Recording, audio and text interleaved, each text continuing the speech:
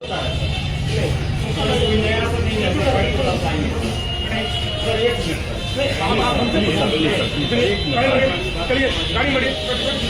जी क्या कहिएगा? लाखों छात्रों के साथ अन्याय है। हम लोग वैकेंसी की मांग कर रहे हैं और जेल भेजा रहा है। नौकरी मांगी जा रही है, अपराधियों की तरह अटकली लगाई गई और अन्याय है। जेल भेजा जा रहा है। देखिए पुलिस प्रशासन का ये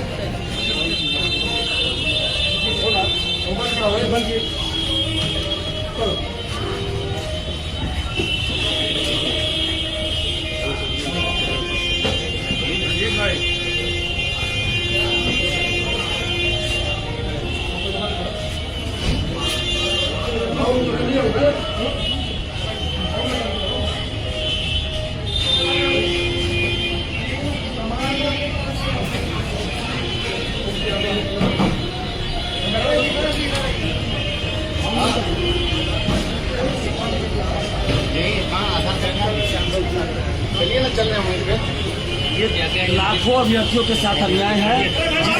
वादा किया